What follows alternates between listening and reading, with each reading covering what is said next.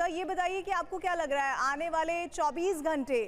किस तरह से बहुत अहम होंगे? मैं क्रूशियल तो नहीं बोलूंगी क्योंकि 1 महीने से ज्यादा जब से ये युद्ध चल रहा है ये पूरा सिनेरियो ही क्रूशियल है। ऐसे में इन 24 घंटों में आप क्या एक्सपेक्ट कर रहे हैं इजराइल और यहाँ अमेरिका की तरफ से वर्सेस ईरान में? और साथ ही हमारे साथ इस वक्त मनीष भी जुड़ गए हैं। मनीष लगातार इस प्रेस कॉन्फ्रेंस के पॉइंटर्स हमें दे रहे हैं, वो डिटेल भी हम उनसे बातचीत करेंगे। कुलकर्णी सर, आपका कॉमेंट। सबसे पहले तो मुझे लगता है कि इजराइल जो है वो लेबनान के ऊपर जिस प्रकार से हमले कर रहा है वो लगातार जबरदस्त हमले करेगा, और जो उससे बफर लिटनी रिवर और ब्लू लाइन के उसको पूरा साफ करके उसके ऊपर कब्जा करेगा। इसलिए उसने पूरे लिटनी रिवर के ऊपर जितने ब्रिजेस थे उसको बर्बाद कर दिया। जहां तक ईरान का सवाल है, अब इजराइल का पूरा जो उसकी नजर होगी वो ईरान के हमले के ऊपर होगी, और अमेरिका भी हमला करना नहीं छोड़ेगा। जैसे खुद राष्ट्रपति ने कहा कि 10,000 से ज्यादा उन्होंने कॉम्बैट हमले किए हैं, इसमें 13,000 से ज्यादा टारगेट्स उन्होंने एंगेज किए हैं, और जिस तरह से ईरान को उन्होंने ध्वस्त किया है, मुझे लगता है वो कार्रवाई शुरू रहेगी। और ये भी जैसे आप बार बार कह रही हैं कि ये जो कार्रवाई हुई थी पायलट को रेस्क्यू करने के लिए, इसके पीछे भी मतलब कहीं पे निगाहें, कहीं पे निशाना, मकसद वही था कि कहाँ वो 400 किलोग्राम का जो यूरेनियम है, एनरिच्ड यूरेनियम है, वो कहाँ है। तो अगर एक पंथ दो काज अगर हो जाते तो शायद अमेरिका को और छाती फुला करके उनके राष्ट्रपति कह सकते थे कि सिर्फ हमने पायलट ही नहीं, हमने यूरेनियम को भी वहां से निकाल लिया है, और पूरे विश्व को जो एक खतरा था उस खतरे से हमने बचा लिया। सर ये वही वाली बात है, maybe I am wrong, ये कुछ ज्यादा ही हाइपोथेटिकल मुझे लगता है डोनाल्ड ट्रंप सोच रहे होंगे। मैं मनीष झा का रुख करना चाहती हूँ। मनीष झा,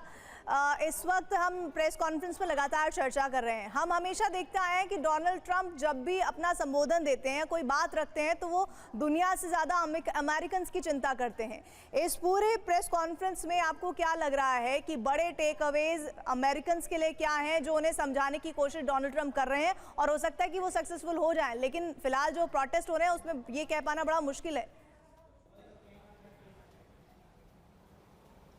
देखिए, इस प्रेस कॉन्फ्रेंस का एकमात्र मकसद जो प्रेसिडेंट ट्रंप के लिए था कि अपने समर्थकों को ये बताना कि ये युद्ध क्यों ज़रूरी है, अमेरिका इस युद्ध में क्यों इन्वॉल्व है, और अमेरिका ने कितनी बड़ी कामयाबी हासिल की है। कुल मिलाकर कहा जाए तो अपने मुंह मियाँ मिट्ठू बनने की बात थी, जहां पर प्रेसिडेंट ट्रंप ये बता रहे थे कि ऑपरेशन पायलट के लिए उन्होंने कितना बड़ा ऐतिहासिक काम किया है जो आज तक कभी नहीं हुआ था। वैसे देखा जाए तो ऑपरेशन पायलट वाकई में मिलिट्री हिस्ट्री के हिसाब से एक बड़ा अभियान था, इसमें कोई दो राय नहीं है। इसी बात को प्रेसिडेंट ट्रंप ने भी कहा कि मिलिट्री हिस्ट्री के किताब में भी ये इस ऑपरेशन के बारे में लिखा जाएगा। और फिर जिस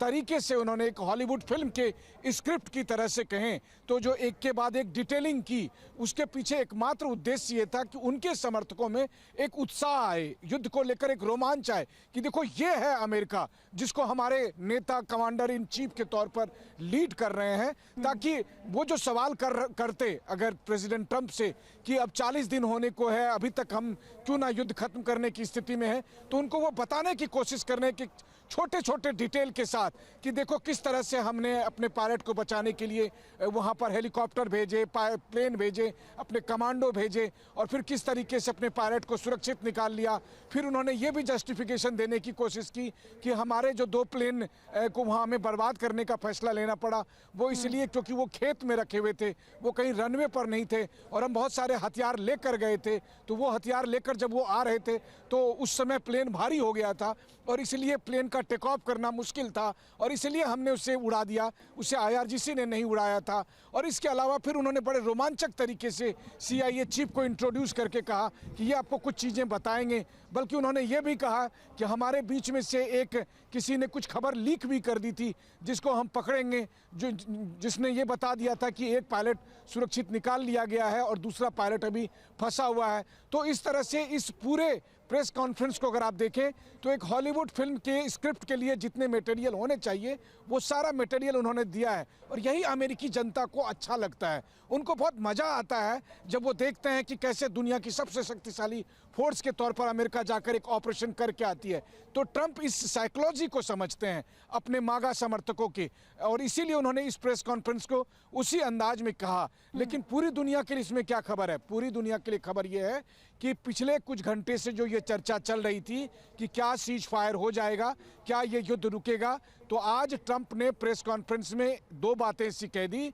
जिसका मतलब है कि अभी ये युद्ध नहीं रुकने वाला है, ये युद्ध जारी रहेगा। और बल्कि उन्होंने ये तक कहा कि अगर हम चाहें तो एक रात में ईरान को ख़त्म कर सकते हैं, और वो रात कल की रात हो सकती है। मतलब उन्होंने अपने डेडलाइन को 24 घंटे और बढ़ाते हुए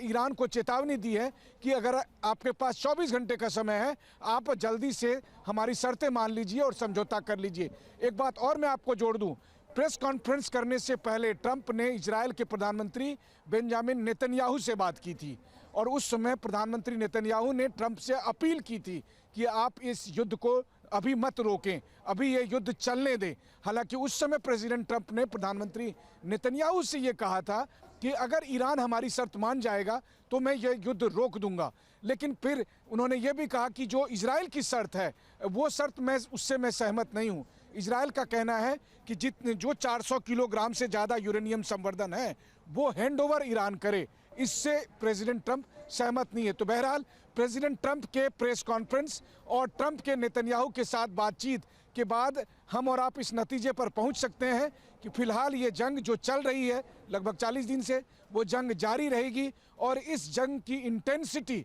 और इसका स्केल अब और अधिक बढ़ जाएगा। वो इसलिए क्योंकि इजराइल ने जिस तरह से ऑयल रिफाइनरी पर अटैक किया, या अमेरिका की तरह से जिस तरह से B-2 बॉम्बर्स के जरिए IRGC हेडक्वार्टर को डिस्ट्रॉय किया गया था, तो ये सब घटना बताती है कि ईरान की तरफ से भी पलटवार जारी रहेगा, और दोनों ही पक्ष एक दूसरे पर अपनी पूरी ताकत के साथ लड़ाई करेंगे। ये एक जो ब्लॉकबस्टर फिल्म की तरह, जैसे आप बता रहे हैं मनीष, कि उन्होंने अपनी इस प्रेस कॉन्फ्रेंस को दिखाया, उसमें वो बातें गिनाई कि जिससे जो अमेरिकन हैं, जो उनके समर्थक हैं खास तौर पर, उन्हें रोमांच पैदा हो और वो युद्ध को लेकर और ज़्यादा अग्रेसिव नज़र आए। लेकिन सबसे बड़ी बात ये है अमिताभ सर कि इस रोमांच के बीच ये बात सच है कि बहुत बड़ा नुकसान आम जन का हो रहा है, और हथियारों को लेकर जो डिटेल्स आ रही हैं, मिसाइल्स को लेकर जो ड्रोन अटैक्स हो रहे हैं, जो इलाकों को नुकसान हो रहे हैं, वो तो अपने आप में उसकी कल्पना भी अभी तक नहीं की जा सके कि कितना नुकसान हुआ है। ऐसे में आने वाले वक्त में हम इन 24 घंटों के बाद के ईरान वर्सेस अमेरिका इजराइल युद्ध को कहां देख रहे हैं? क्योंकि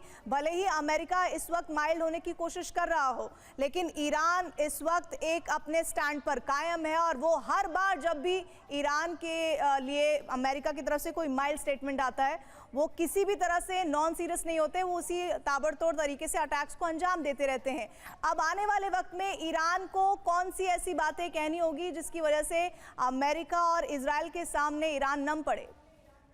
देखिए, अब 2-3 दिन पहले का जो न्यूज़ थी, उसमें कहा गया था कि अमेरिका और इजराइल ने मिलके 11,000 उनके टारगेट्स को डिस्ट्रॉय किया है। यानी अगर आप देखा जाए तो ईरान जैसे देश में 11,000 अगर टारगेट्स को उन्होंने डिस्ट्रॉय किया, तो ईरान में मिलिट्री या IRGC या सिविलियन इंफ्रास्ट्रक्चर अब कुछ बचा नहीं होगा। जो बचा होगा वो electricity, water supply, nuclear plants या ऐसी चीजें जो इंफ्रास्ट्रक्चर को सपोर्ट करती हैं। अगर वो टारगेट है इनके नेक्स्ट, मैं तो कह रहा हूं कि इंटरवल के बाद है, और जिस तरह के अटैक वो प्लान कर रहे हैं, अगर वो करने जा रहे हैं, तो ये सारे सिविलियन इंफ्रास्ट्रक्चर पर अटैक होंगे। और ये सब जानते हैं कि जिनेवा कन्वेंशन का ये वायलेशन भी होगा अगर सिविलियन टारगेट्स को वो निशाना बनाते हैं।